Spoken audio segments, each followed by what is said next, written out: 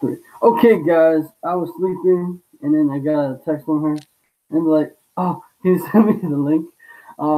Yes, it's early over here in the USA. It's like three. So what was it? Three. Wake up, and then you send a text.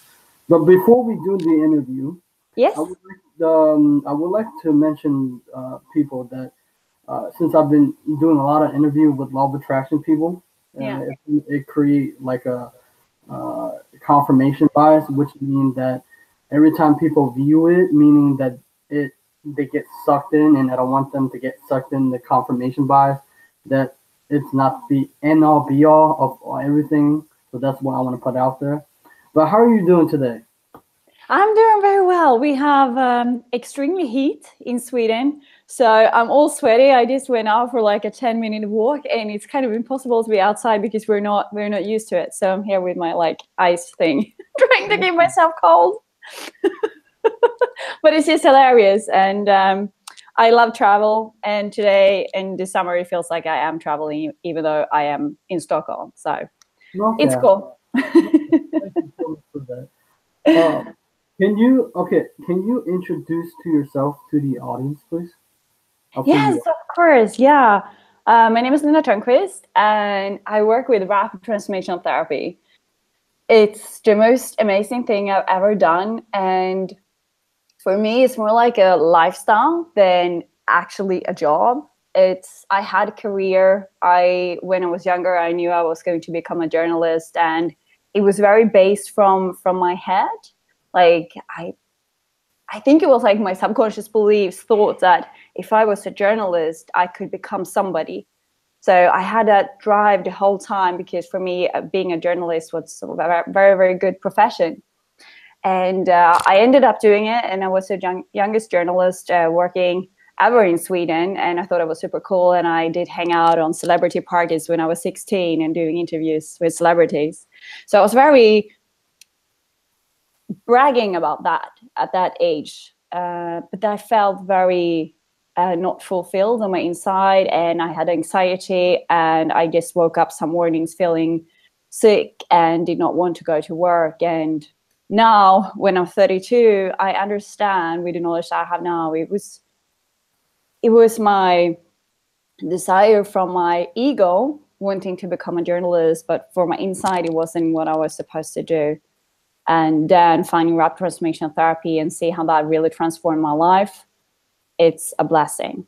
So now I'm really working with the subconscious mind, and I see the transformation in my life and in the people that I work with in their lives too. So it's just I think of it as magic. Okay, thank you so much. It's very interesting that you tell the story that you interview celebrity. That's actually where I want to head it, not because of so much of I wanted to bring people down to earth, right? I Yeah. think that too many people get caught up the celebrities like God. Like Yeah. I think that they're not gods; they're human beings, Yeah. right? And that they have problems of their own. Yeah, of course. Yes. Yes, and but the thing is, people wrapped up this thing that people think that they're gods. No, Yeah. they have all massive whatever. We're here to, you know. I think that's why I like interview. But before we get into the your how you get into it, how since you are a journalist or was, how did you develop your interviewing style? Because I want to know. Because I want at least to interview interviewers. That Yeah. okay. It's a great question, and I have a totally different answer today, and I'm happy that I can give you this answer. And the answer is that already what you are doing, you listen. So instead of having, because when I worked as a journalist, I was very nervous. I wanted to perform the whole time. So that blocked my intuition. It blocked my sense of actually tuning into what are people really saying. So I missed a lot of information, I believe, because I was stuck to my questions. And I see so many people who do interviews, they are exactly like that. They are stuck to their notes because they are afraid of getting something wrong, because inside we feel not enough. And when we don't feel enough, we have to perform at a very, very high level, and we never get satisfied anyway. So my answer today would be just listen to what people really are saying. I am very good at sensing energy nowadays because I trust my intuition, and what I can sense from you is that you are coming more from like a heart space rather than an ego space, which is absolutely beautiful. And I would say that is the only thing it takes. Tune into your heart space and connect with people there. And when you do that, you will get the most amazing answers out of people. When I connect with people nowadays, that it's not for the sake of interviewing them, but I had my boyfriend's friend were over the other day, and he after I left the conversation, he said to my boyfriend, like, when Linda speaks to me, it feels like she's looking into my eyes and down to my soul, like she sees it all. I cannot hide anything from her. And I took that as a massive compliment, because that is how it feels nowadays, that this true connection with people, having no agenda where it has to lead, just to be very, very curious. Who is this person? When you have that as your only goal, to really understand where they're coming from and ask them about their feelings. Like, how did you feel when that happened? When you get into the feelings of people, you connect to a brand new level. Hmm. That's very powerful. Thank you so much for that. That's like it gave me new insights for that because I don't like the way that most because I try to copy Larry King or Barbara Walter when they do the interview, but Yeah. I was like that's so I couldn't do the bio like where most people do it. I couldn't do it, so I let people do an intro because it led me to do insights of who they are as a person because it goes like I think that interview it's like you're interviewing a person. Like you enter and then you view them. Yeah. That's how I did it. But thank you so much. How You're did you more than welcome. uh, how did you get into the subconscious or rapid transformational therapist? And how do you know about the subconscious mind? Very interesting. Yeah, I am. So I would say there are two different reasons. And I believe, like, we come here as a soul, we reincarnate into a body because we have a reason to be here, and we're supposed to fulfill a purpose when we're here. And I remember I used to have a lot of troubles with my back and stuff when I was younger, and my mom is just amazing. She always sending me to different kind of treatments that was outside the Western medicine. So I went to, I think he was like maybe a Qigong teacher or something. And this was by the time I was doing all the celebrity jobs and stuff. And he said to me, after checking my back and everything, and he was like, Linda, your calling in life is to help people. And I want to hire you like straight away. He said that to me when I was 16, no education, nothing. And I said to him, I was like, well, that's beautiful, but no, thank you. Helping people is not for me. I am a journalist. And I was prepared to like walk over dead bodies to get where I wanted. That was where I was at. But I believe that my calling was really to help people. So universe kind of threw me hints and bits, and I didn't pick it up until I was faced with infertility. So I got married, and this was about 6 years ago.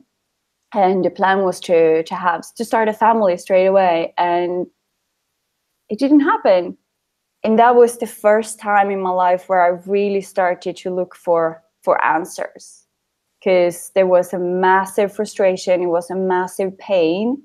So my life was not really working out the way I wanted it anyway. I had a business in network marketing, and I was living in a place where my ex-husband came from, and my life was just not working out, and it was a massive, massive frustration. But this infertility, it was kind of the top that actually pushed me over the edge, starting to look for answers. So it took me about 4 years searching online for different things, tried so many different forms of therapy, nothing helped. And then it was like, I found a technique called EFT, that emotional freedom technique, where you can use tapping. And I found that one, and I was like, oh my goodness, it's actually helping me to take away fears. And I thought, well, if something could actually be taken away from my subconscious, like in my reality, imagine if we could put something into it. And I was like, isn't that hypnosis? And I started to Google. So I was like, fertility hypnosis. And straight away I found Maurice up here, and who later became my teacher. And the first month, I downloaded a program for fertility that she had online. And the first month, my ovulation started. So this was like 5 years into my fertility journey. And in 1 month, the ovulation started. So I saw the power, like when you put information into your subconscious. Like in that case, she was explaining to my brain how it was supposed to produce a perfect egg and all of that. And it happened. And looking at that ovulation stick and really see a physical results that something was happening in my body, it was kind of everything I needed to understand the power of the subconscious mind. And also it was a book called the Power of the Subconscious Mind. I can't really remember how I wrote it, but that one really got me into understanding that, okay, we do have a conscious mind, which is like 5% of the mind. And then we have a subconscious mind. And that subconscious mind, we normally don't have access to it, but that is the one that creates our whole reality. So if you have a block somewhere, your subconscious mind, like it was in my case, your subconscious mind believes that for some reason you're not supposed to become a mother because that might be dangerous. You will not become pregnant with those beliefs, even though you truly want it with your conscious mind, but there is a conflict and your subconscious mind will always scream louder than your conscious mind. That is powerful. Yes, there's a book called The Power of what's his name? Joseph Murphy. The Power of the Subconscious. Yeah, I love that book. That's one of the first true book of I read for the law of attraction. True. Yes. Yes. It wasn't all that. I mean, of course, I think. Did you get into The Secret too? Yes. And it's a funny story about that one, because it was actually somebody who told me to watch it, and this was also many years ago. And because I got so angry when I watched that movie, and I was like, I didn't create my reality, because they spoke about creating your whole reality, you know. And I was like, I did not create this. I was definitely in that victim mentality, but not like in a very grumpy way, but in a very sad way. I was dealing with infertility. My business was not working out. I was just sad. I didn't have any true friends, and it was just like a horrible state in my life.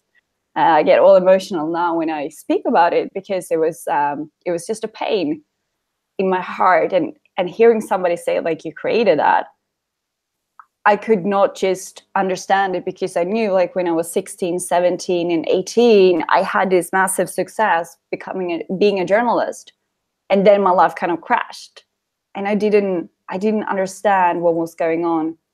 But later on, when I found hypnosis and RTT, Rapid Transformational Therapy, I understood, like, I didn't create it consciously, obviously, but it was the subconscious beliefs, and I was not living my truth.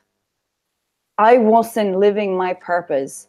So as soon as I started to create new beliefs in my subconscious mind of who I truly am, and I started to live more on my purpose, the passion came back in my life. And when the passion came back in my life, all of a sudden the right people started to come into my life. Everything shifted. So with The Secret, I believe it's important to understand that when they created the movie, there is a fantastic interview with Oprah interviewing Esther Hicks, Abraham Hicks and Esther Hicks, and they said, like, Rhonda Byrne, who did The Secret, she interviewed Esther Hicks in the beginning, but they had to take away that part because it was too much woo-woo. And Hicks talks a lot about the vibration. And I think this is what we all have to understand. It's not just thoughts that become things. It's not your conscious thoughts, but it's your subconscious mind's thoughts. That is a vibration, and that vibration creates your reality. So I think that is very important to understand when speaking of The Secret, because many people have, like I did, taken it very wrong and not got the best bits out of it, if that makes sense. Yeah, it makes sense. Also, when we're talking about the secret, I would actually like to mention one thing. As I evolve over the years, of course, I do interview too. Interview is actually a gateway for me to understand people. Yes. It's a gateway to study people. I believe Yeah. that too many people believe that it's within us to understand people. Like, if you study yourself, you understand people. But people is not that. When you, because as over the years, the secret is very, it's a marketing tool and a copyright. They know how to copyright. And then I want to mention for those who are into the secret that when Oprah interview all these experts, it plays on the mind, social proof. When you interview all these experts, that means you tend to believe and inspire because Yeah. that's not it's not mentioned in there. And there's so many things that people miss. And also, I like my mission is to impact the law of attraction thinking a little Yeah. bit because I think that too many people uh, don't understand that even if we attract this, we have to understand the people skill, right? The relationship skills, because I don't think it was taught in the secret or the school system. Yeah. Yes, That we definitely. bypass everything, and people are important. That we deal with them each and every day, right? So that's what And my that is one amazing thing, like you say, because you asked me in the beginning what good interview skills would be, and this is the same thing when speaking with anybody in any type of situation. Like, don't be afraid of the quiet time in between questions.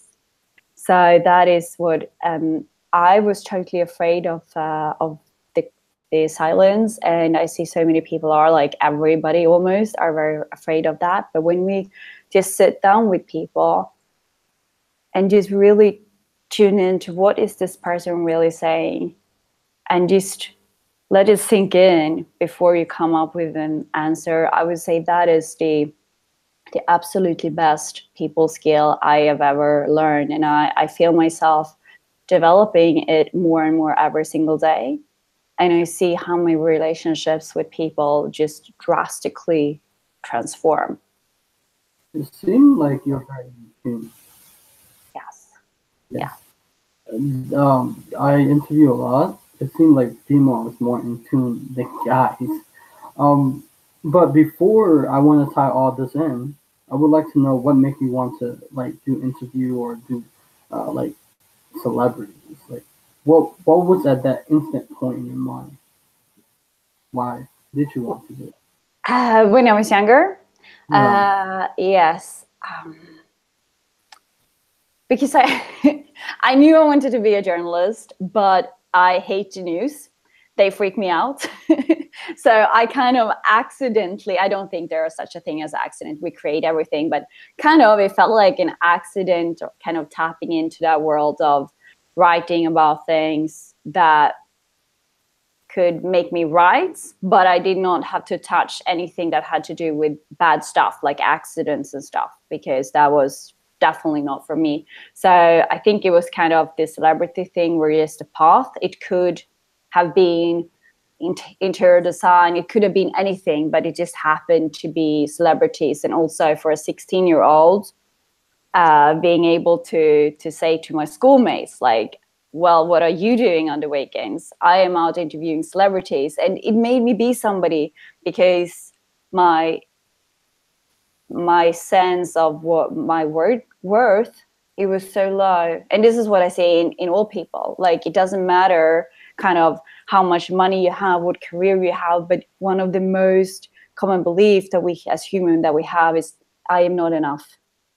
I am not enough. And when we cure that one, oh my goodness, so many things in our world shifts when we cure I am not enough and start to believe that we actually are enough. Everything shifts. Hmm. I think it's because we live in a very competitive world, and they believe that, like keeping up with the Jonases, right? I try to not keep up with the Jonases every time I think about people um, accumulating things, right? Yeah. I just like it. Um, but getting back to the story of how you're trying, it seemed like everything you're trying to become a mother and you're having conflict. It seemed like everybody having conflict of what they want, right? They're fighting within their mind, right? Can you repeat that? What did you say? So, like, the body has one thing and the mind has another thing, or what did you mean? I mean, like, so basically, you were trying, because I had a thought before when you were talking about your wanting to become a mother, Yeah. and you were talking about how you were talking about EFT. I have come across that before, but I'm not into that. But I have heard and have watched it before. Yeah. You're talking about how once you release that, your body. Have you read the book called the what's his name? It's talking about DNA, the biology. I mean, what's that? The biology of belief. You probably read that. I Have haven't actually. I've read tons of books, but that one I haven't read. But Lipton, right? Have you read Lipton? Sorry. yeah, yes, yeah. Yes, that's okay. When so, how can people release that and like what was it? How can they release it and the blockage that they have? Because I think Yeah, so, yeah. Go ahead. that's such a good question. And again, there's so much I want to say because I'm so passionate about this, because I know, like, I did find EFT first of all, and then I was like, shall I become an EFT therapist? But I found RTT, Rapid Transformational Therapy, and I thought, like, wow, this is something totally different. We really shift people's subconscious beliefs and we program their subconscious mind for what they want.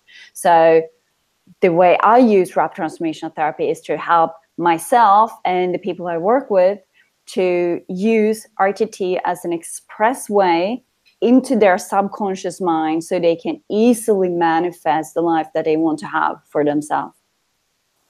And there is, like, one more thing when speaking about that fertility journey, because in my case, my whole life shifted so much. So the first year after I became a therapist, I was still really trying to become a mother, and it didn't happen. And it was a massive frustration.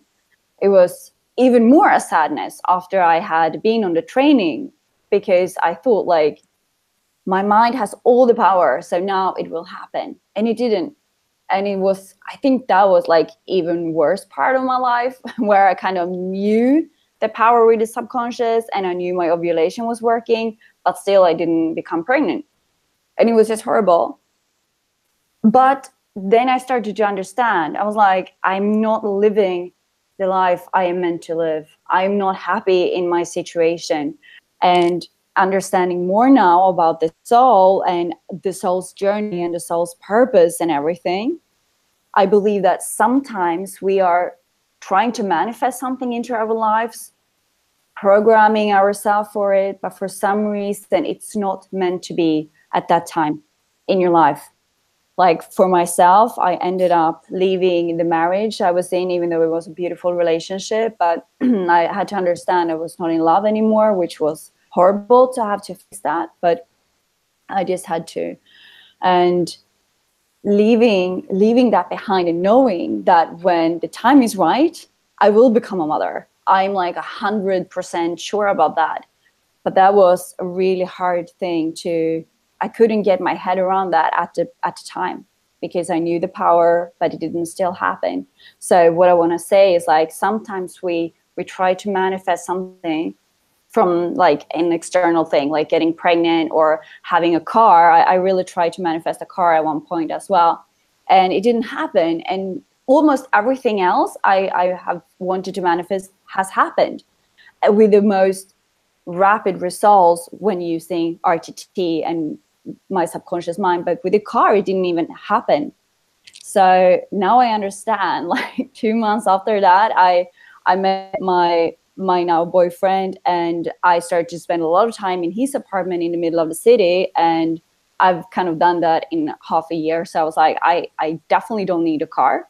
So I understand, like, sometimes there is a better plan for us than we can actually understand for ourselves. Does it make sense? Yeah, okay. Thank you so much. I was thinking about so many people are going through what you went through with the like wanting to manifest like right now. Yeah. There's a lot of videos on instant manifestation. Yeah. What can we like? What can you say about that? Like, is it about being patient or how? Like, what is like? I would definitely say, like, this is what I do with RTT, and on my Facebook, I do a lot of videos about this, and also on my YouTube channel, because I think it's fascinating. Like, the first thing we do is we got to figure out why is it not happening, and that answer is in your subconscious mind. And that answer for why I did not get pregnant was also in my subconscious mind. So in RTT, when I did an RTT session for why I was not becoming pregnant, my subconscious mind took me back in regression to when I was born myself. So I was this baby trying to get out from my mother's body, and I felt stuck.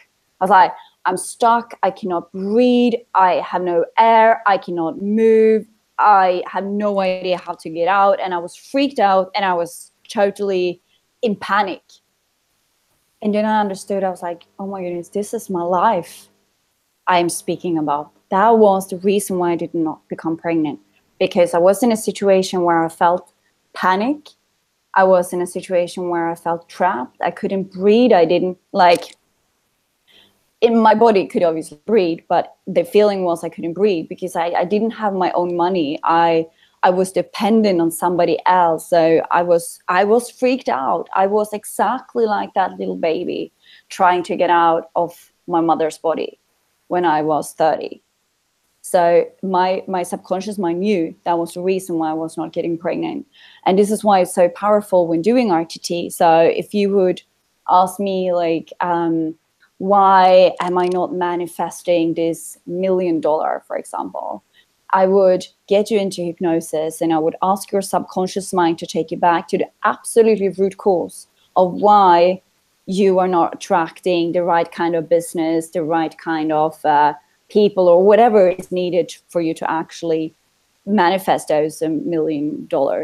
So your subconscious mind would probably take you back to a place, an event, a scene where you were between in the womb up to 10 years old. And it is the most like day-to-day scenes that people come back to. It may be like you are in the kitchen with your mom and dad, and you hear a conversation when they say like it's never enough. We don't have enough. We cannot give Johnny what he wants. We're really sorry about that. And you overhear that conversation, and you as a kid creates this belief like, okay, money is not available. What I want is not available, and I'm not worthy. You create, so your mind starts to come up with all these different beliefs around money, and it becomes your reality. And then, as a grown-up, you live in this reality where how much you try, you cannot manifest, you cannot create abundance for yourself. So what we do in the session is that we start by asking the question why. Your subconscious might take you back to why. And then we unblock that belief. We make your grown-up mind understand that I am not that kid anymore. I don't need that beliefs any longer. They have served their purpose already. Now I am this grown-up person. I have this kind of life. So we make your mind understand. We kind of upgrade it like you would do with your phone or with your computer. We put new programs into it. And then in the end of the session,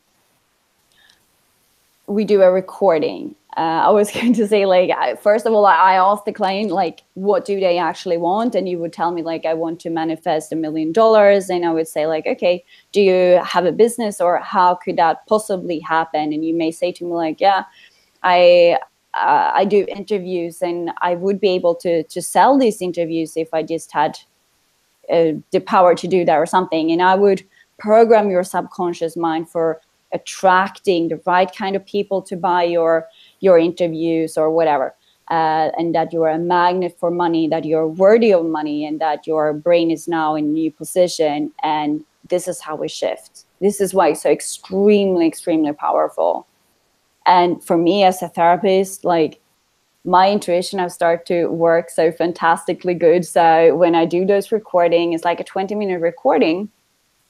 Afterwards, I have no idea what I said. It's like pure channeling. So it feels like I get my information like here and just out of my mouth, put it into the recording for the client. And then their job is to listen to that recording for 21 days afterwards and really put new beliefs in their subconscious mind. And very, very quickly, things start to happen in their reality. It seemed like basically you're saying it's really, really good what you're saying. That's powerful. I was like, oh, you're right, I could do that. But basically, we're reprogramming and unlearning everything that we have learned from our childhood. Yeah. Yeah. Yeah. And also, we live in, I don't know if it's over there the same thing as over here in America. Is the education over there like good, or like how is it? Like the reason In the why, school? yeah, in the school or the education in general, because I know that we're talking about this is because it still come from a place that people have blockage, right? Yeah. The system. I was placed in this special education system, and I thought I was stupid or whatever, but that's not the case. That's why it tie in to all this stuff that we're learning. Yeah. When it comes to our subconscious, can we actually get it out of all our belief or what we believe? Can we get it out all of it, like, or is still some of it that part of us is still in there because of our childhood? I believe like we will always have different beliefs, but the more I love your questions, because the more we work with the subconscious mind, first of all, like one RTT session is very, very powerful. But what I found in my life was that I helped myself so much with RTT, and I saw the massive transformation in my life. So from being totally stuck in kind of every area in my life, now living a life where I'm about to go out and travel for 6 months, working online with clients. It's just amazing what I have created in my life thanks to this method. But still, I believe like there will always come up things like new beliefs. Like the other day, I had a panic attack, and I was like, oh my goodness, why is this happening? And that was the day I put my apartment out for people to view it online, to rent it when I go away on traveling. So I'm glad I understand the power of the mind, because what happened was that the apartment, my mind sees that apartment as my kind of safe place where I have this big attachment to that apartment. So when I put it out for somebody to rent it, my mind went like, no, Linda, you're crazy. You cannot do that. You will lose everything. That is how my mind went. So I had to explain to my mind, like, I want to do this travel. I have my own money now, so I can rent a new place when I want to rent a new place. So I believe that the process becomes, the more kind of shit we dig up from the subconscious, the more we're into this journey, the quicker it becomes to do the transformation, if that makes sense. So in the beginning, it was like a very, very long process. And this is why I created my RTT coaching program, which is absolutely amazing. And we work both with the subconscious mind and the conscious mind. And I hold my clients in the hand during the whole transformation within 4 months. And many of them, they say, like, it's like, when you build a house of cards, just it's very easy for it to fall down. And that is how people describe what happens when they work with me in this coaching program. Like, first of all, their card house just goes down. And they're like, what is going on? It feels like the whole reality is just falling apart. And that is what felt for me as well when I had to go through a divorce and stuff. then you can start to build a new house. You can build a new castle with like really solid ground and everything, because the first reality we often have, it's not our true reality. And that is why we have so much depression, we have so much anxiety, because we're not living the truth. We're living a created reality based on belief systems. So when you ask me about the education, I believe like many times it's because of lack of knowledge. I think I believe we are in a massive shift in the world right now, so this will definitely shift, so I'm not worried. But what I think is that we are taught to fit into this square little box. So when children, they want to play, they want to do their thing, they want to follow their passion, many times parents and teachers and grown-ups, they say like, don't do that, sit there, do that, say this, don't say that. And all of a sudden they get suppressed. And we get suppressed, and that means for the subconscious mind, like, my truth is not good enough. Who I am is not okay to be. And in order for me to fit into the tribe, I will have to just be in this little box and not being able to breathe. And this is what I really want to change in people's lives, because this is what happened for me. Like, believing that I could not be my true self, like nobody would really accept me, believing I was not lovable and all of that, and just shifting everything and just seeing that I attract the most beautiful people into my life. I can tell by the way that you talk about it. You're very passionate, by your energy, enthusiastic when you're talking about it. You light up, right? You smile, and it's a whole different shift for you when you're in the depression state, but now you're helping and inspiring people. That is very powerful. Yeah. This is why I've decided to be very transparent with my own journey, with the infertility, with the divorce. The divorce was really hard to tell. I think I was quiet for 6 months that I actually left that relationship, because I felt a lot of guilt and shame, because that is not how you're supposed to do, based on my subconscious beliefs. But since I got over that, and I started to accept myself and forgive myself and all of that, and start to like and actually love myself more and more, then I really decided to be so transparent, so authentic, because I know that when we are authentic, when we share what things are really about, I believe that is when we make the difference. We don't make a difference by pretending and saying, yeah, everything is perfect. Nobody wants to take help from somebody who's living this perfect life, because they will not be able to relate. I want people to know that they can relate to my story, and I can relate to their story, because I've been there. I've been through it. How can you get over the fear of sharing information? Some people don't want to share, some people will share. So how can you like? Yeah, it's only by working with the subconscious mind. I believe there are tons of good books in personal development, and on YouTube you can find so much good information.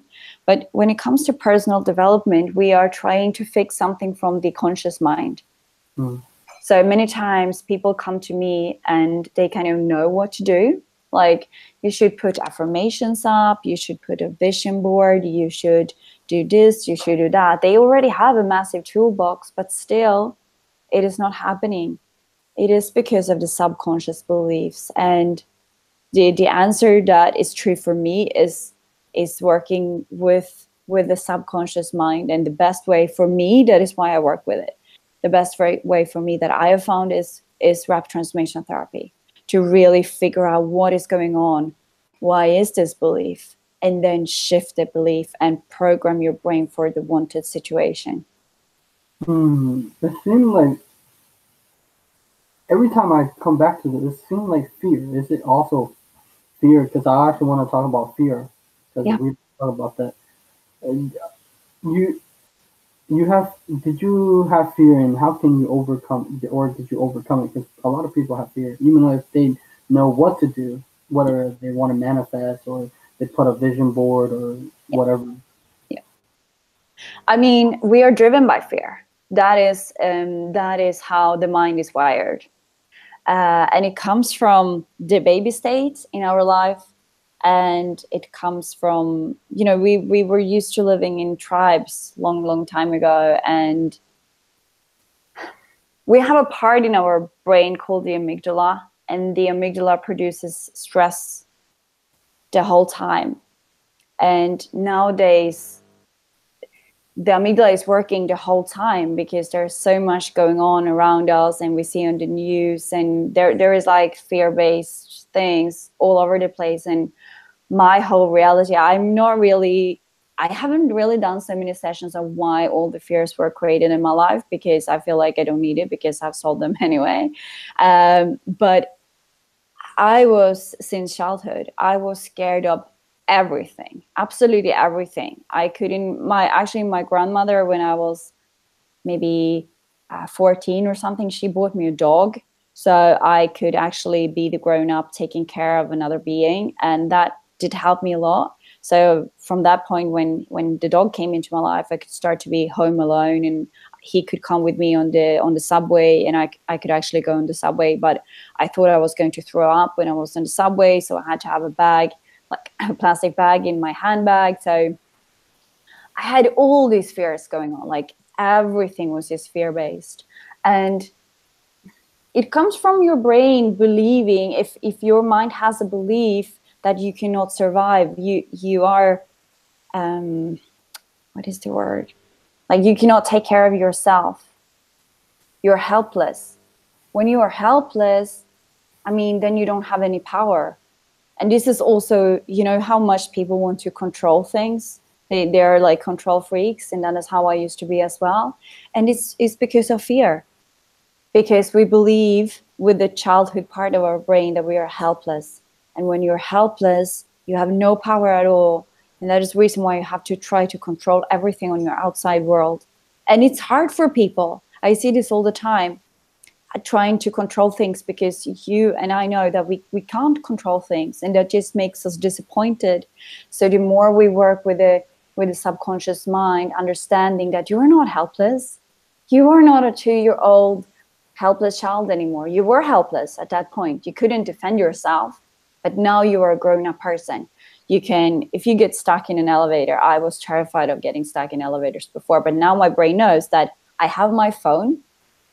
I am a grown-up. My mind is smart. I can always figure out what to do, and I know how to calm myself down if I get very afraid. I have the power.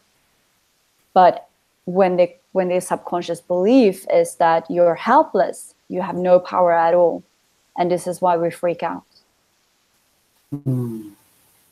So we gotta heal that part, believing that you're helpless. How can we heal that though? Because every time when people talk about healing, how do you actually heal? Yeah, the way I do it is with RTT, like I explain in hypnosis. Because the power of hypnosis is that you kind of make the conscious mind.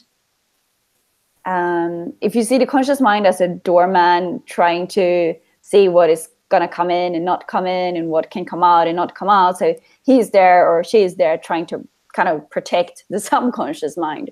So what we do in hypnosis is that we put the conscious mind asleep, so we can have full access to the subconscious mind. And this is why the sessions are so powerful, because we get straight access to the subconscious mind. And it's almost as if like the subconscious mind is so powerful, so vast that like I feel like if we can access it, it can like open a new door for us. Right? Yes, I can actually show you what happens. Like if you look up with your eyes, this is how I start a session. Like you look up as high as you possibly can. So it's going to feel like you look into your own eyebrows. So it's very uncomfortable. And then you take a deep breath in. And when you exhale, you will keep your eyes up, but you will close your eyelids down. Okay. And you get that real, I did, now you can open up your eyes. I did do it myself, so I didn't see what happened for you. But what most of the time happens when we do it right is that it's a real fluttering sensation in the eyelids, and it's super uncomfortable. And what we do is, this is the state where we're at when we sleep, rapid eye movement. and we create alpha brain waves. And with those alpha waves, we have this access to your subconscious. Ooh. So this is what happens when we sleep. Like, you are pure in your subconscious, you're pure consciousness when we sleep, because the conscious mind is asleep. It's not there to control. And in hypnosis, we do this while the person is actually awake. So the power of the sessions that we do is that we make the people being able to view what's in the subconscious mind. Where does the fear come from? And then we lift that into the conscious mind, so the conscious mind can make sense of it and understand, wow, I understand now that when I was 2, I was bitten by this dog and I felt totally powerless because nobody was there to protect me. But now I know that I am a grown-up. So if a dog comes towards me, I could act differently because I am an adult now. So making the conscious mind, the power is understanding is power. This is what I say to people all the time in hypnosis. Like, now you understand. And when you understand, you can change it. Ooh. When you say that, that's very powerful. When you understand, that's powerful. Oh, that's powerful. What was it? I had an idea, but oh yeah, hypnosis. I know you keep talking about hypnosis. Yeah. It's a real thing. It's actually a real thing, because your mind, the power of the subconscious said your mind is subconscious, suggestible to suggestion. Um, and I was like, oh yeah, you're right. Because basically part of my mind, or my subconscious mind, or my amygdala, it's always uh, fear of dogs, right?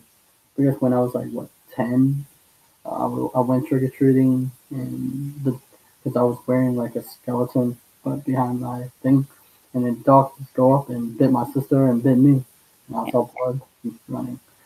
Um, and for oh yeah, are you spiritual in any way, or you have any religion? That's why I like to ask. No, and no religion at all. I totally believe in the soul. I believe that we have a soul, that we are here with a purpose. Yes, I would definitely say I'm totally spiritual, definitely, and really trusting. This has developed during my RTT journey. When I was younger, I probably believed in maybe ghosts and stuff, but like, I was totally freaked out. But now I don't know. It's like my whole world, my whole intuition, everything has just opened up, and it feels like I have the ability to channel stuff for my clients. And when I speak with somebody, like when we first started to speak, I said to you, it feels like you are not so much in your head, you are more coming from your heart space. And that is just a pure, I cannot see that with my eyes, but it's a sense. I kind of tune into your energy. And I really, really like the energy that you have. And I believe that my gift is true. That is really how it feels. And that I am finally, at 32, I am finally living my soul's real purpose. Because the soul, definitely, how I see it, it has a purpose. We are here, and especially now in this time and space of the universe and the earth, we have certain people who are definitely here to be light workers, to wake up. And I believe that is why, like, before I started all of this, I like I said to you, I was terrified of everything that was going on in the world, like terrified. But now I more see it and sense it like it's a way for the earth and for people to wake up. Sometimes we have to go through really, really hard times to actually wake up. And when we do that awakening, understanding like, wow, I am more than just my physical body, magic start to happen. Magic. And then we become more and more people who feel that we have this purpose of helping people, like you do, like I do, and so many more people. Yes, you're right. Like what was it? I call it the shattered glass, because we live in the illusion of society. Yeah. You were programmed with society way of thought. It's like I don't know if I was born as an Asian. I didn't like. Well, I liked the food, but I didn't like the food because I was born and raised. Right. Yeah. So, but for you, you always talk when you speak of intuition a lot. Can you talk about a little bit about intuition and how you develop it or how to tune in to it? It happens all the time. And I would say just, I believe it has to do a bit with the enoughness as well. Like when I first started to speak about this thing, I was very afraid of being different. I was very afraid. And I believe I meet so many people, especially women. They say like, it feels like I have this gift. It feels like I'm some sort of witch. And they're speaking with a very quiet voice when they tell me. And then we speak about this thing and why they are so afraid of sharing it. And they say like all the time, I think that people think I'm mad. Like there's something wrong with me. And this is why so many people hold things back. They have the intuition, they have it all, but they block it because they believe that who I am is not, it's not good enough. If I am all this woo-woo person, then I cannot fit in. And if I don't fit in, I can die because I am this helpless child. There we go. Again, back to the beliefs of being helpless. So the more we cure that part, that you're not a helpless child anymore, you are enough and you can take care of yourself, you're a grown-up. The more we understand that, the more true we can become. And the more true we become, the more we can trust that we have it all within. And this is what I do. I trust. I trust that I get the exactly right information at the right time. So, for example, now, before we were going to do this interview, because you sent me some of the questions, and I started to write down some answers like, okay, I have to remember to say these things. But like 10 minutes before we started to speak, I was like, no, I'm going to leave that paper because I just know I will get the right information at exactly the right time, and I need no paper at all. And that shift is absolutely beautiful, trusting that the right information will come at the right time. And when I tell people things like, normally I would ask them, is it okay if I like say what I sense from you? And they always say, like, yeah, please tell me. And it's spot on the whole time. And they're like, how could you possibly know that? And I'm like, I don't know. It's just a sense. It's just this knowing. And many times being able to tell. Many times it feels like people are doing things like, especially career-wise, because they just believe that that is what they are supposed to do. And I tell many times to people, like, it feels like your path is something totally different. It feels like you could be doing this and this and this. And they're like, oh my goodness, I thought of that 2 weeks ago, or something like it. It's just magical. And that, because one of the things that you wanted to ask me was what are my passions? And that is one of my passions, to really, you see in my face now, but when I really feel that my intuition is working and I'm connecting with all these beautiful people, being able to speak about these things, there is like pure passion happening. And when I sit with my clients, like that, this is actually one of my first experience with my real power, that I believe like we all have unique powers, and my unique power is to really be able to shift things in other people. So I did an RTT session with somebody within my family, and we had not met for maybe 14 years at that time, and we kind of reconnected, which was absolutely beautiful. And I helped this person to do a session. And during this session, when I did a recording, I got totally sweaty. Like I was wet, like my whole body. It felt like it was more sweat than when I've been out running anything. I just felt like, okay, something is definitely going on in my body here. It was just crazy. And straight when the session finished, my temperature just went down again. I was like, what is happening here? So I have this physical reaction when I sit with people. And one session I did just a couple of days ago, there was a client who had this very wanting to control everything, and the client had a very hard time to get into hypnosis. And my intuition at that state, I felt like this is not really working. I'm not really sure why. And then something just switched for this person. And as soon as that happened, my intuition started going. So I got all wet all over my body, like totally sweaty. And then as soon as we finished, cool down again. And my hands and feet, they get ice cold, like afterwards. So that is like one thing I know my intuition is working when I get totally sweaty. Yeah.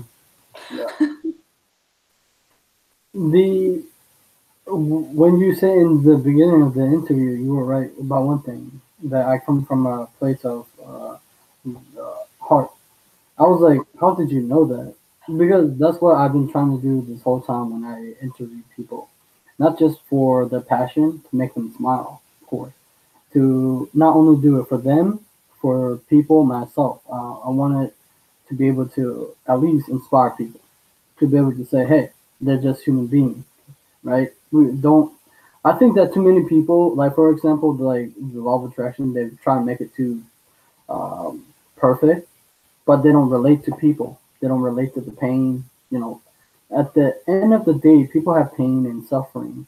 They want us, like you said, to relate to them, right? And that's why this one, for example, I don't like it when it comes to. Uh, I had this. I want to do interview where we just don't know each other, because I'm actually introverted, right? And it's me a way of practicing a people's skill set, because if we're just like, because I had this person, I wanted to interview the person, but they asked me to like have a one like Skype, but I was like, but I wanted to make you don't know me, and then you go in, like you said, you were gonna like do the questions, but you let it flow, right? You let answer come. That's what I want for people, because people like control, right? And the whole interview is to let your whole personality, your whole passion shine, instead of trying to control. Yeah. Yes, but a lot of people like to control. So, but thank you Yes, so they much. do. But we're gonna remember it all comes from that fear, the fear place. Like, I may not be good enough and I'm helpless. And this is no belief, and this is what I want to shift in the world. But it really, like, again, when you say that thing about coming from your heart, it really feels like that. You're not, it is your soul speaking. It's not your mind, it's not your head, it is your soul. Like, it's beautiful what you do, like energy wise and everything. It's like you are listening with your soul. Yeah, sometimes I don't feel like listening like that, but because I used to, it takes lots of practice. I'm actually like people. It was uncomfortable for me to talk to people actually when I go out of my comfort zone. But yeah, thank you so much for that. And Behind every, yes, sir, go on. no, you got. Behind every I see like fear is like a door, and behind that door is freedom. And what you're doing now is that you're setting yourself free. Like, you took the key that you have in your mind, and you open the door to the fear, and now you are setting yourself free. Yeah. So it's really, really beautiful. And this is what I sense from you. Like, you are setting yourself free by doing what you do right now. Thank you so much. You're a beautiful soul. Thank you. Thank you. You're welcome. What does success look like to you? Well, over time now, I feel like success mean different things to people as they were then. So, what does it mean for you now? Yeah, exactly. That was exactly what I was going to say. Like, if you have asked me some years ago, I would have said like the massive boat, the fancy car, the beautiful relationship, the perfect wedding, the perfect children. I wanted everything to be perfect in my life. And that was success. Now I see it totally differently. And when we understand, the things I understand about success now, like how I would describe it, has so much to do with law of attraction also, which is a beautiful connection there. I believe like success for me is true happiness. When we feel the passion in our heart, like I do now when speaking about it, I get totally warm. My heart chakra is absolutely warm right now. And that is success. And when we feel that feeling, because if you would ask people, why do you want that boat? Why do you want the car? And when I asked myself that, like, truly, why do I want it? I wanted it because I wanted to be free. And what I then had to realize was my freedom came from me speaking up for myself, not hide anymore who I was, to actually show who is Linda, showing the world who is Linda and showing that to myself. And that is my freedom, to be able to stop all the small lies, be true. Because so many people, we are hiding, we are making the reality sound a bit better. We are making the story a bit different than it really was. And we're coming up with all these lies because we have this belief that if they would know our truth, they would never accept us. And I will say that my boyfriend, he has been an amazing part in my life on this journey. For him to really, he said in the beginning, he said in the beginning, he was like, if I don't accept you for your whole truth, do you really want to be with me? And I've had the most uncomfortable conversations with him about things that I was terrified of sharing with people. And I had those conversations with him, and afterwards he said, I love you even more now when I know your truth. And that has set me free, to know that my truth is good enough. And the beautiful thing about that, when we know and feel that we are free, like I wanted a car and a boat because I wanted the freedom.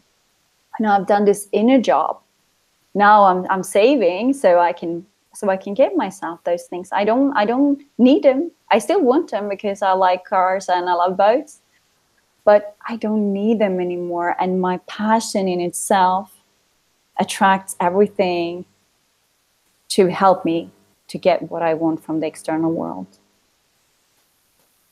Oh wow, that's I was listening to you. That's like, oh my god, that's like romantic scene right there. Ah, I'm sorry, because I watch a lot of romantic movies.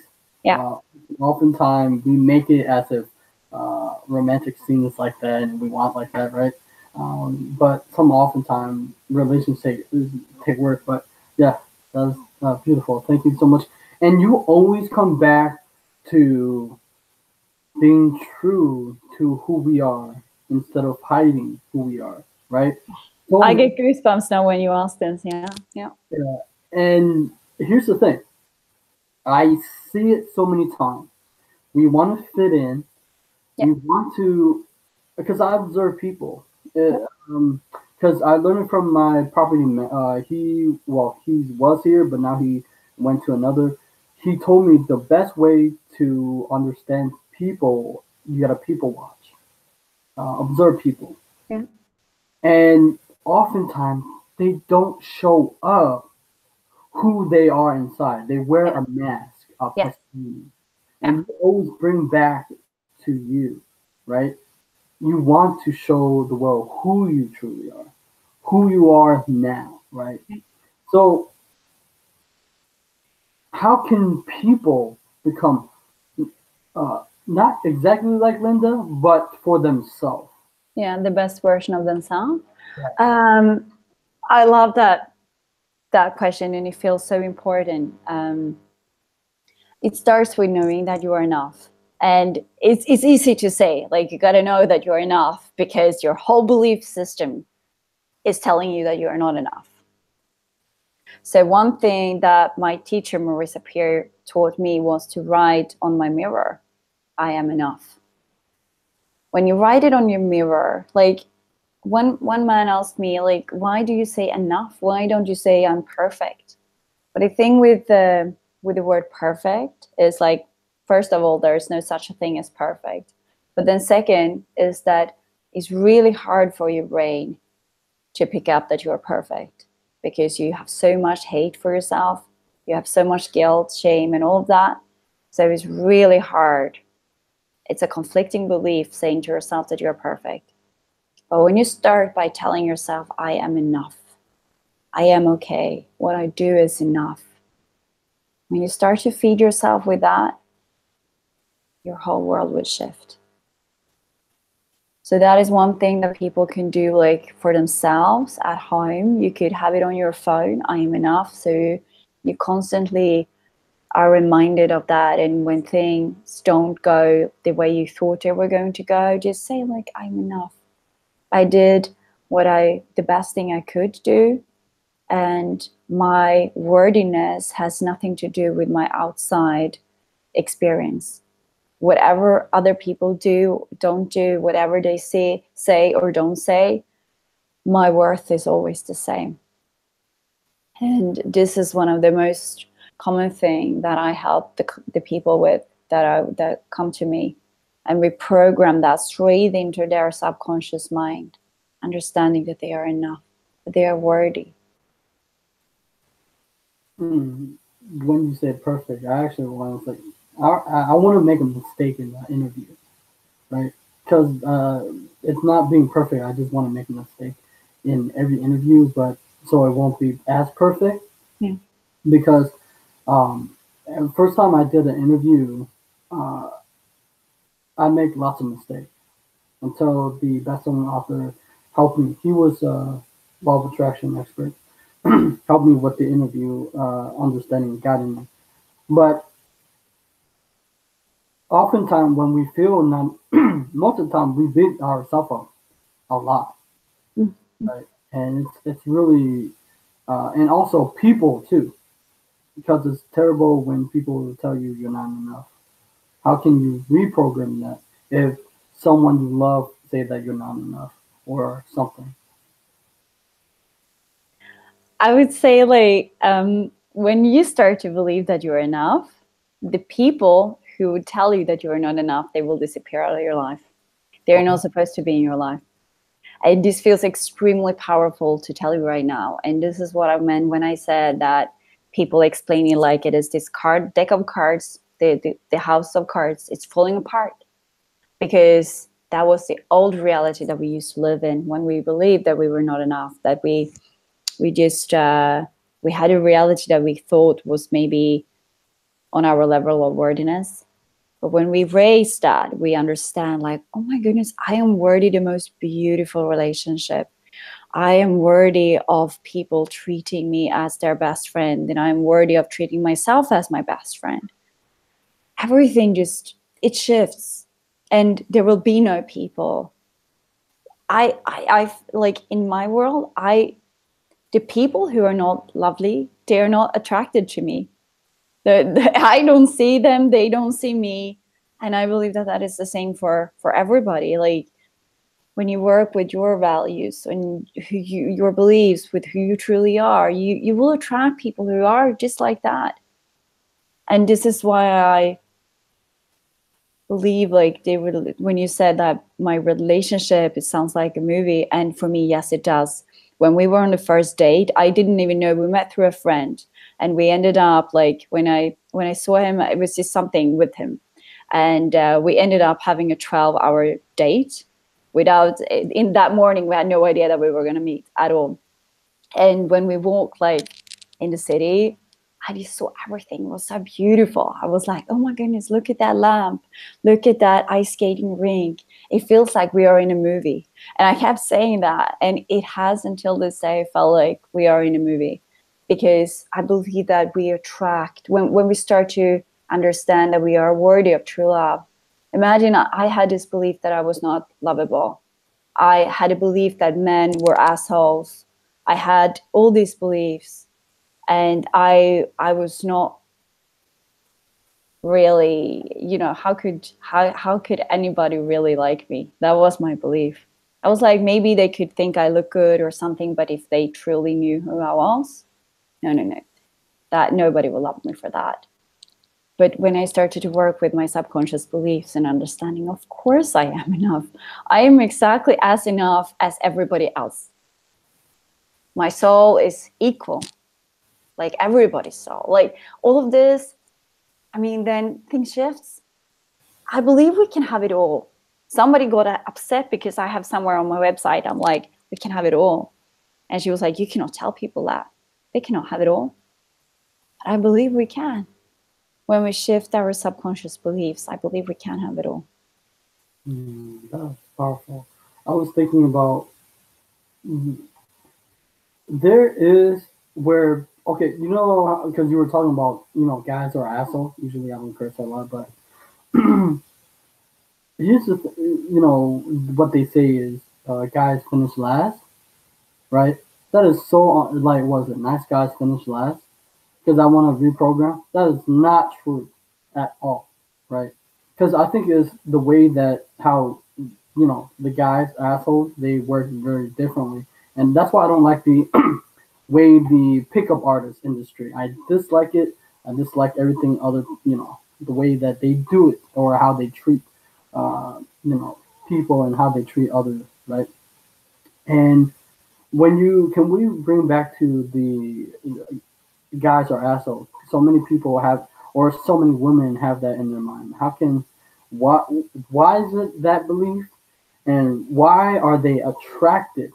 Yeah, I will tell you exactly why. Like, and I will use my own story for that. When I was a kid, this is what I found out in hypnosis. I had no idea before.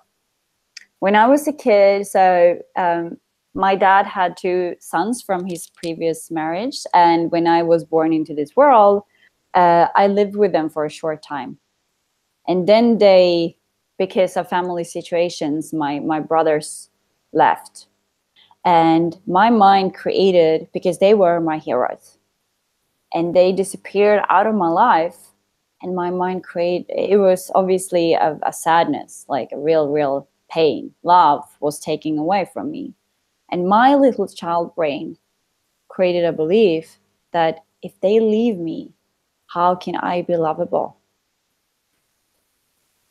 So this was the belief that this little girl of, I don't know, maybe 2, 4, 5 years old started to create, that I wasn't lovable because my big brothers didn't love me.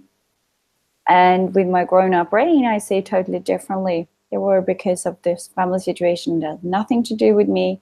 But that is how my mind created a belief around men and my worthiness. Like, you can never trust a man. He would leave you and all of that. And when we have those beliefs, because many people say that women are sometimes very clingy and desperate, and this is because of the beliefs. That is how I used to be when I was living in London. When I was about 19, I could date like 7 or 10 guys at the same time because I needed. I remember one time in the tube, I texted one of these guys, and he didn't reply to me within like 5 minutes, and I felt like totally desperate, and I'm like, okay, he doesn't like me anymore. So I texted all of the other like 7 or 8 guys at the same time, so at least somebody could respond to me. And this is not a healthy behavior, but I really want to share it, and I think this is the first time I shared this story online. And it comes from the belief that you're not lovable, and when you're not lovable, you will have to belong to everybody for somebody to actually like you. So this was the belief that was created, and it had nothing to do with men. It had only to do with my belief, and my belief created my reality, because obviously I did attract assholes into my life because that was my belief. And they were probably not assholes, but because of, or of course they were not assholes, but because of the beliefs I had and the vibration I was sending out, that is how they had to act towards me. Do you see what I mean? And when my subconscious mind started to create new beliefs, I could see the world totally differently. And I think I said in the beginning of the talk that yesterday I spoke with a man, and he said it felt like I looked right into his soul when we spoke. But I was together with my boyfriend and his friends, and it was absolutely beautiful. These were a group of men who had done the awakening, who were speaking about the soul, who were speaking about being true to yourself. And I'm like, oh my goodness, here I am sitting with guys who are actually younger than me, and we are speaking about this topic. So these past 2 days hanging out with these guys, it's been healing for me, really healing. It's shifting so much in my reality. And I think it's so beautiful. And this is what happened when we start to shift our our subconscious beliefs. Thank you so much for sharing the story. I think it will help a lot. Actually, this whole talk or conversation we had will help a lot of people. Thank you so much for being a beautiful soul to the world. And also the thing, also like there's also the thing is, because I read a lot of things on like how why people don't text and stuff like that, but they do unconsciously. I read it. It's a people. I don't like it. If people play games, and I don't like it. Like they, the term scarcity when you take away and they become more valuable. I just like it. Like that's why I don't like the game that oftentimes like that. Um, but yeah, thank I you. think like when you have to play games, it comes from a place of fear. It comes from a place. There is a book called The Game, and I have not read it, but Neil Strauss, right? Sorry, I was thinking about. I think it's Neil Strauss.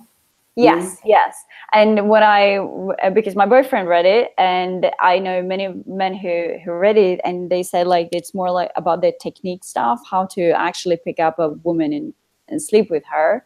And when I hear that, it makes me sad, because I believe that is not coming from pure love. It's coming from another place. It's coming from just the ego. But as I'm saying, I haven't read it myself, so this is just from what my senses. But anyway, but when we come from a place from love, it's different. We don't have to play games, but also the topics of relate, because I've been through a lot, and I've been through a very long relationship, 10 years, and I was married and all that, and it was a beautiful relationship. But I've been through a lot regarding this, and it fascinates me a lot with the relationship. So I'm glad that we are speaking about it now. But I also think like when you meet a new partner, there is one thing I actually do buy in the concept of not being too much of texting and constantly calling the other person, because you kind of they're choking, because it's become too much. And that is the state where I was in when my partner and I met. I was terrified because I used to feel so panic. I used to feel so attached. I was very, very afraid of getting back into that. And I remember like after 1 week when this partner and I, when we dated, he was about to ask me, he was like, so what can I do to not make you feel like drained or not make you feel trapped? And as soon as he said that question, he was like, no, I'm taking away that question. Never mind. Because when he asked me that question, it almost felt like I got trapped just by him asking me that question, and I got terrified. And I think he could sense that. So that was one of the things that if he would have been like too much all over me at that time, because I was so afraid of letting somebody in, because I was very afraid of getting trapped again. So do you see what I mean? So there has to be a balance, but it all has to come from a place of pure love and not from a place where the ego is playing games. There is a massive difference, and I'm not sure, maybe this is a whole interview in itself, because there are many things to talk about that. That is very powerful. The way that the ego and how, uh, yeah, you were right. It's has to do with fear. And yes, yeah. Well, technically, you could say the interview is about life. Uh-oh, what's happening? Okay. Sorry. Something popped up. But yes, and the interview is also about life, about relationship, about everything. Yeah.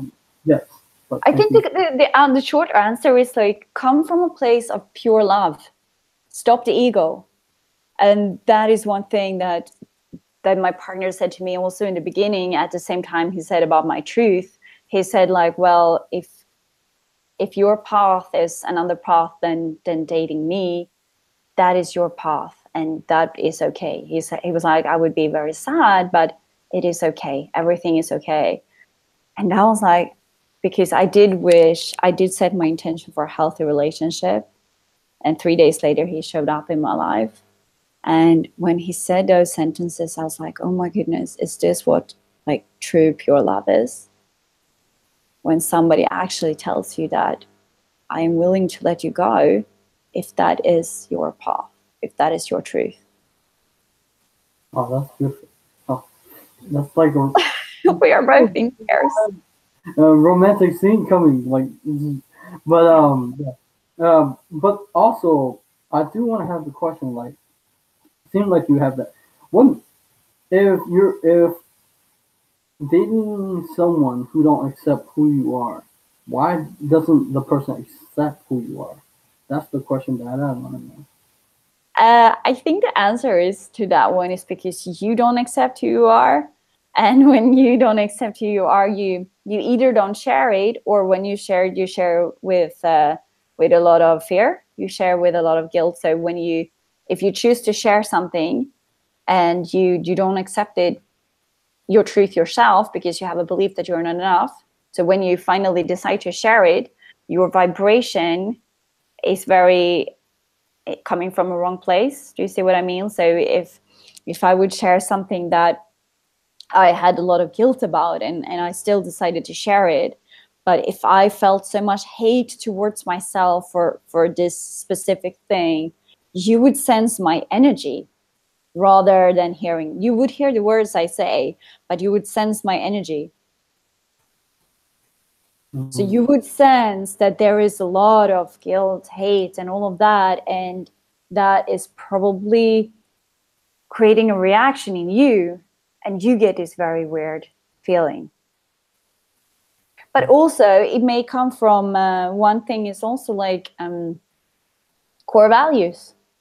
Companies normally have core values, but we as human people, we have no idea. What about core values? We don't know. And when I started to work on my core values, I could see that a lot of things that I had been doing until that point were not aligned with my core values. And when we do things that are not aligned with our core values, we can never be truly happy. We do have anxiety. We feel really, really bad, but we don't understand why.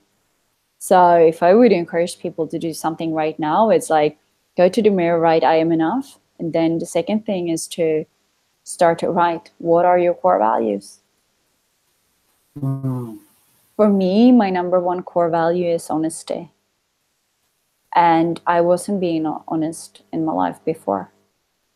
And that is why I didn't feel very well. Mm. That was very powerful. It seemed like you have went a massive transformation in your life, like a lot. And I congratulate you. That's not easy to go through what you've been through. Uh, Sometimes it's been a hard process. And because when we transform so much, it was a time in my life during this transformation, and I said, like, will this ever finish? because I was digging up. The more we start to dig up, the more will come, because I believe that that is part of the healing. We have to view it. We have to understand it, like I said before, to be able to heal it, to be able to cure it. But yes, and even now it feels so right when we are sitting here having this conversation. I told you before, like when I work with my clients, I get all like sweaty, and this is what happened during this interview as well. I'm totally sweaty. And this is, I know that it's a sign from my body saying that this is so important, the things that we speak about. Mm-hmm. And when you were talking about when it was going to end, it brings back in my mind where I had a very, let's just say it was the hardest day of my life. I wanted to die, right? Yeah. And the love of my life just, we broke up, and it was like I lost my identity, because usually when you're in like a relationship, it was who you were. Yes. Yep. I didn't know who I was, and Yep. it was very upsetting. I was angry, and I was crying when I was washing. I was in the restaurant, and I was working, and washing dishes, and I was crying. I was like, I hate it. Like, I cursed at God. I hate everything. Like, Yeah. yeah. And I wanted, like you said, like, when is it going to end? Yeah. It took like 2 or 3 years, but still, it's still in the subconscious mind, right? When those painful moments is there, and it's very painful. Yeah.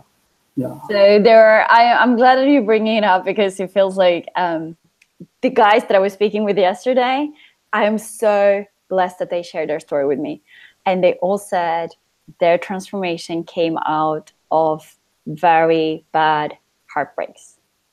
So when they had those breakups, those breakups led to them tapping into who they truly were and understanding, like in my case, it was the infertility.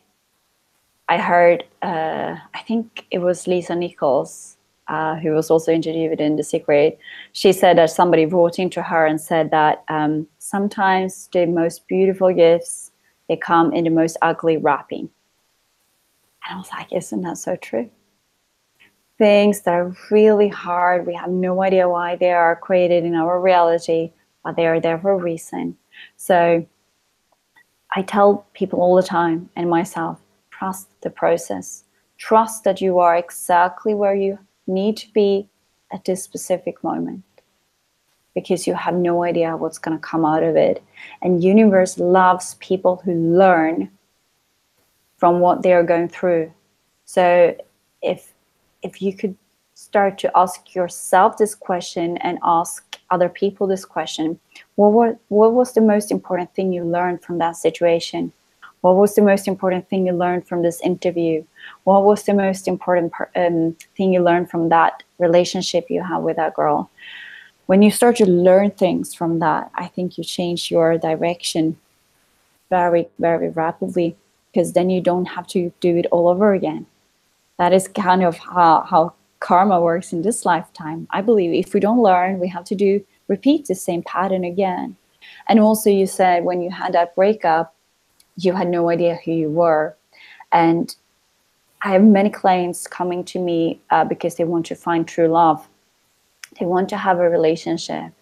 And what I always tell people is that, first of all, in order for us to have a healthy relationship, we will have to know who we truly are. Because how I see it, a healthy relationship is not to grow into one person, because then you become so dependent on that other person. Somebody explained to me, like, if you have an A relationship, like letter A, if one person, how shall I do it like that? If one person falls, the other person will fall as well. But if you have like an H type of relationship, if one person falls, the other one will still be there. But you are so connected. And I thought that was so beautiful. So really, how I see a healthy relationship is that you are your individual person. You know who you truly are, your core values, and all of that. and you meet with your partner, you can hold hands, look in the same direction, share dreams, share all of that, and create magic together, but still know you're two different people creating magic together. And That's beautiful.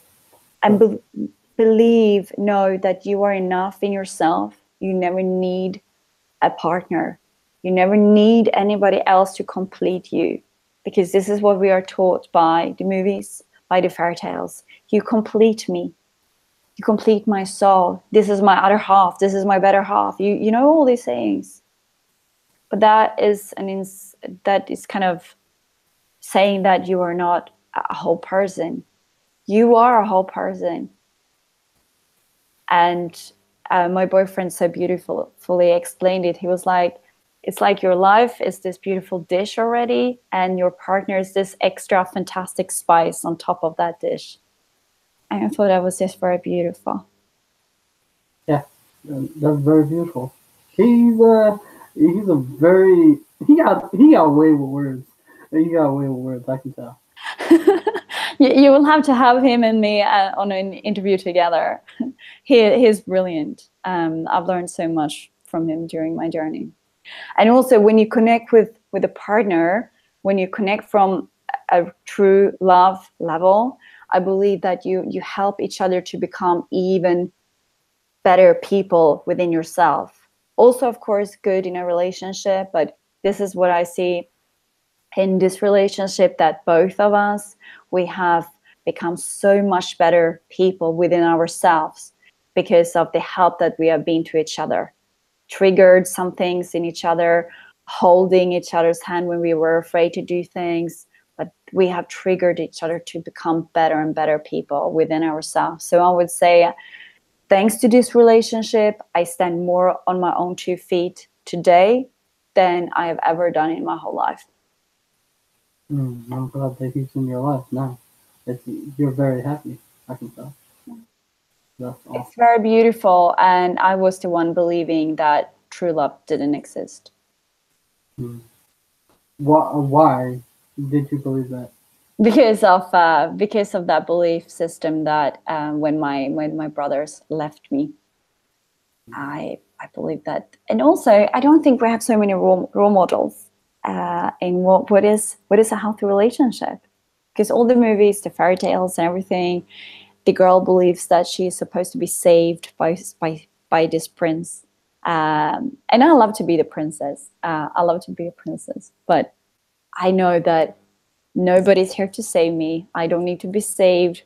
My job is to serve myself, my own happiness, and the other beautiful people in my life. They're there like an extra beautiful thing in my life. But I always have myself, and I have everything in my own subconscious and conscious mind, everything. Mm-hmm. And that feels really important for people to pick up. Nobody will ever have to save you. Nobody. There was I remember, I don't know if you know Robert Kiyosaki. You know Robert Kiyosaki? Yeah.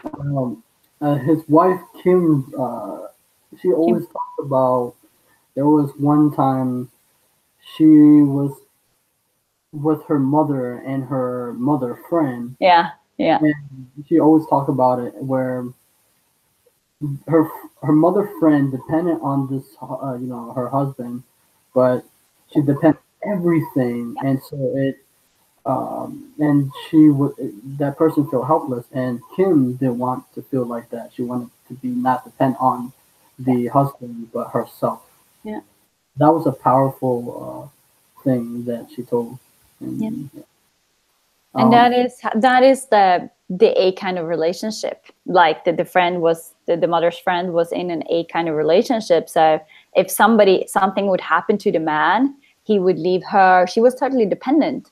So if he was taken away, she would definitely fall. So this is why it's so important to serve our own happiness. Never depend on anything on the outside world to make you happy. You can enjoy everything, but remember, you always have yourself, and you cannot depend on what other people do or what they don't do, because they have a free will, and you will have to know that you are, let people in. This is what we have to understand, because otherwise it may sound wrong. Let people into your heart, but know that if there is this time where they will have to leave for some reason, you are always okay. You can be sad, but you're always okay. But trust it is okay to let people into your heart. And this is what I lately really have learned. I was terrified of letting people into my heart. I could give them so much love, but I hardly ever let anybody into my heart. But I do that now. And it's the most beautiful thing I've ever done. You're a lot like me in a way. I when you say that, it kind of touched my heart a little bit, because I'm not the type of guy who, I don't really like what, I'm kind of more like a romantic guy. I like being romantic, as you can tell by watching all the films, right? I watch like Korean and all that. But when I love a person, I put my whole heart in there, right? And I remember back when I was with my ex, but the thing is, I'm glad that we broke up, right? Because it gave me a chance to be free, but also give me the chance to find this planet of. Because if we didn't do that, I wouldn't be interviewing yourself and other people, right? Yeah. Give me to understand life. But that day, I remember, like, I couldn't let this girl in. I remember I was talking in the restaurant. I couldn't let her in. I told myself that I should close my heart from letting other people in, so it wouldn't. I couldn't get into a relationship, even if Yeah. we talk. And, how did you open up like that, even if your heart was like hurt? Mm. First of all, I'm glad that you said it helped you to be free. When you said that, when you broke up, you became free. I have this awesome video on, I think it's on my YouTube or on my Facebook, called How to Be Free Within a Relationship. Uh, but so that is the thing. You can't, when you know yourself, when you're not becoming attached to the other person and you don't depend on the other person, then you are free.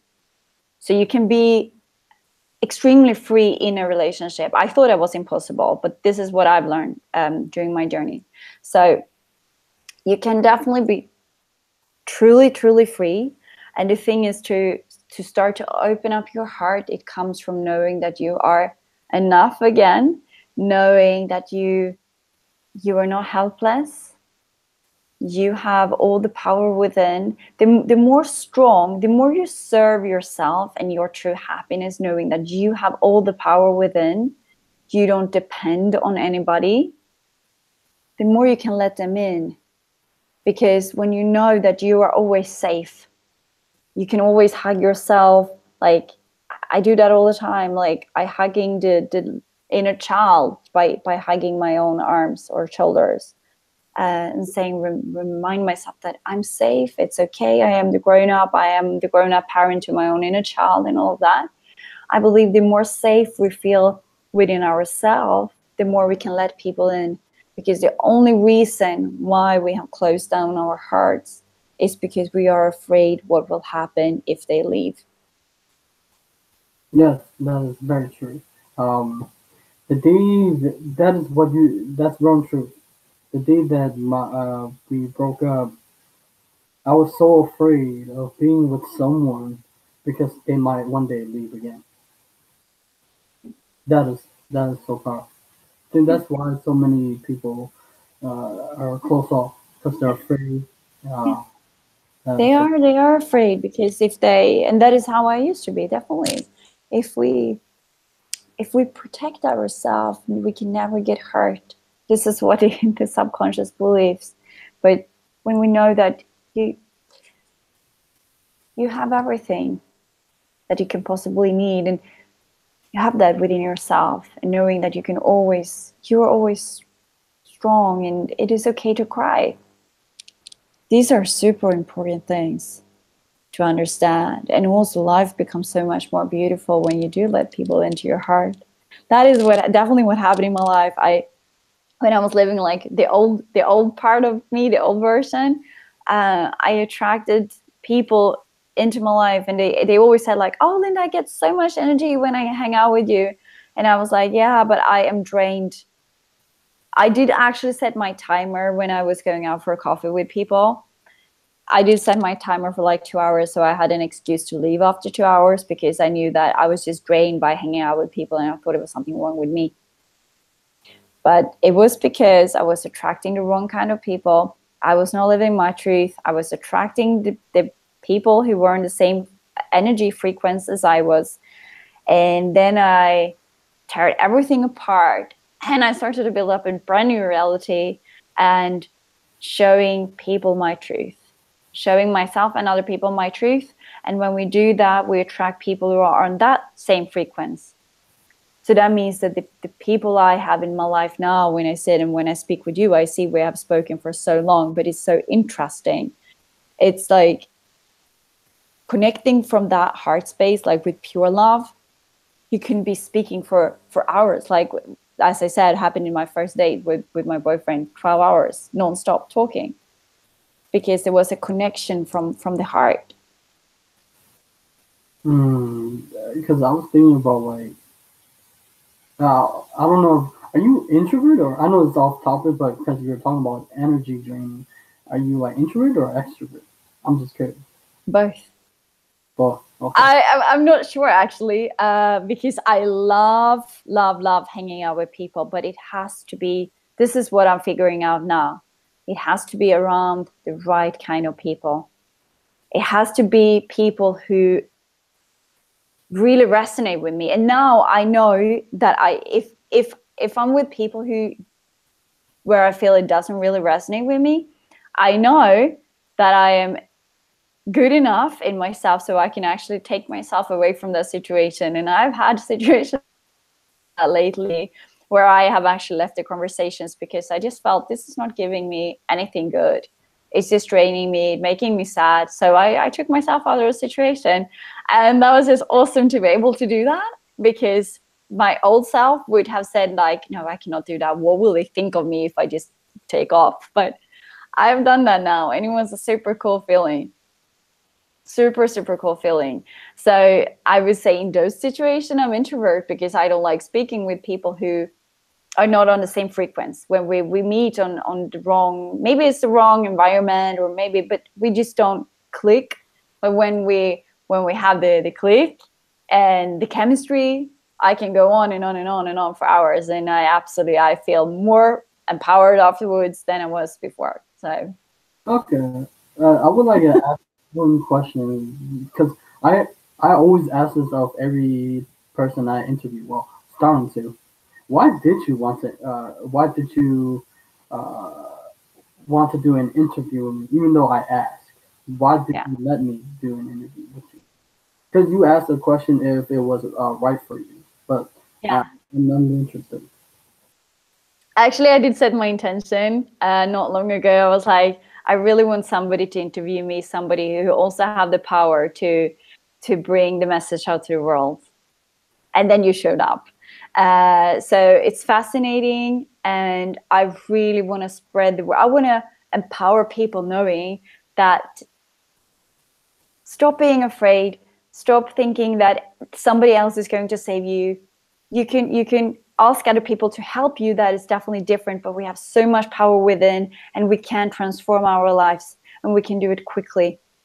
I thought what I wanted was not available to me, and in less than 2 years, in September, which is in like a month and a half, it will be 2 years ago since I started my journey.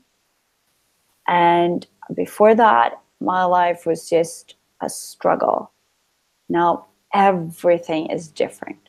Absolutely everything. So I have totally, like you said before, totally transformed my life with less than 2 years. And I haven't done anything extreme on the physical world. I've just worked with my subconscious mind. And it's so beautiful. And this is what I want to get out to the world, because People are stuck. They have no idea. They are in the victim mentality, thinking that they are powerless. But I want to change that. And I believe we do it together. I was thinking when it's always come, because you always mention this powerless and hopelessness. Yeah. And it comes to this, and basically you're saying that you want to give back the power to the people. I don't want to give it to them. I know that I know they have it, and this is that's why I want to share it, because the mind believes that they're but we all that we're helpless, and it comes from wrong programming in our subconscious. And when we start to shift that, I believe like this world is about, we are in this shift and people are waking up everywhere. And the more people who understand this, I always when I work with people, I tell them that they have a unique gift of helping this world. So yeah, I believe we are doing it together just by having these conversations. Despite the conversations I had the last couple of days with these men, we are shifting the world just by having these conversations. Where does this passion come from caring for people? Pure in my heart. Like I said, when I was 16, I said, well, it's good for other people to help people, but it's not for me. That was my ego speaking. But purely coming from my heart, sitting with a person, feeling the shift, I am able to be a tool for them to use. That extreme power. It's like this. Some people do things, they jump out of airplanes and stuff to get adrenaline. I get it from working with people. It's like my every sense is like it's on. And that normally I don't like sweat. I thought it was disgusting before, but now I see sweat as a very, very good thing, because that is my tool. I get, as I said, when I get all of that sweaty, I just know like, oh my goodness, I am shifting so much, and I move my hands like this and do all this weird stuff. But it's so cool. And it's like I'm totally present in the moment. And they're like, how did you know those things? I'm like, I don't know. And that is pure power. That is pure passion. And when people can live that passion for themselves, imagine how beautiful this world can become. That is very beautiful. Thank you so much for doing what you do. Because at the beginning of this interview, you were talking about the news. I hate the news. I really hate it. Become a very ugly place to be, where they program the people's mind with garbage. That, like, I remember there was an instant where I was on Instagram and I saw this lady, probably a nice lady, and she had a cat, but she had the news on, and that's like programming our subconscious mind, because our subconscious mind is a little bit. Thank you so much for doing what you do. So. Thank you. You too. Thank you. You are helping. You are helping so many people. You are kind of that. What is the word? It doesn't matter, but it goes so much quicker when we do it together. Like it's that mastermind thing. It's like 1 + 1. It doesn't become 2. It become like 10. Like Napoleon Hill, Think and Grow Rich. Yes. You just when you co-create with people on the same mission, it's like it just races. It's just a flow, and it's beautiful. I created this for the people who are on my programs. I created this RTT mastermind group on Facebook that is sacred for the people I work with, and the power that is created in that group, it's absolutely awesome. For people to share their journey, what they are going through, and the energy that is created, it's unbelievable. People can do incredible things people can hear. Thank you so much for today. Where can we find you online? They can find me on. I'm doing a lot of things on my Facebook, my personal profile, and my website is lindatornqvist.com. Okay. Maybe we can write that in the description. So Well, actually, I was going to ask. Well, I'm leaving all the links to the description, whether it's your YouTube or your website. Do you have any other social media that you have, like Twitter or Instagram? I do have an Instagram one, but I don't use it so much. So I'm most active on my Facebook and on my YouTube channel. Okay. Because I do a lot of stuff with videos. I want to have my whole personality going through. So videos are my favorite thing to work with. I can tell your videos are good. So, okay, a lot of people don't like videos, but for me, it's okay. Let's talk about video because this is my whole thing about video, right? People get very nervous around video, but it's a way that people can connect with each other. I can't, because sometimes I don't want to do audio, right? I don't want to do audio interview because I can't see the person. Yeah, I am the same. Yeah. Yeah. And sorry, so you mean that they get uncomfortable when they're being interviewed or they're in front of the camera? That is one of the most common things also. So on my RTT business coaching program, that is one of the blocks that we're taking away because they're all beliefs about you shouldn't be seen, you're not good enough, so maybe you do something wrong, and all that. It's just beliefs. They don't serve you anymore. So I always reprogram people to actually like to be in front of the camera because I say that is a necessary tool. Because nowadays people don't just buy a product or a service, they buy the person behind that brand. They want to know who is the creator because there are so many products out in this world, there are so many services. So in order for you to build a company that is successful and expanding, people have to get to know you, and they do that through your whole expression. They cannot see that from a picture or a text. They will have to see who you truly, truly are. That is why I think video is so extremely powerful. Yeah, that is very true. Yeah, that's what, because the video, like the audio, I can't, like, because I did it was a first time experience to do well, actually, I did 2 audio interviews, but I didn't record it. I mean, I did record one, but I did record this one, the audio that I did, but it was really, it was the first experience. I couldn't connect with the person because I'm so wired to, every time I would go out to talk to people, it's in person. I can, for example, do you feel comfortable when you're talking to me in an interview? Yes. Yes. That's all I get, like 5 times now, like 6, because I make people comfortable. Yeah. And it's not easy. It was very difficult to do an audio interview. Very. Yeah. But thank you so much for doing this interview. It's been an amazing journey because you talk about journey. Yeah, it's all about the journey. It's all about the journey. And thank you so much for having me on your show. Yeah. It's been great. Okay, guys. Subscribe to my channel, like my video, and I'll see you guys next time. Bye-bye.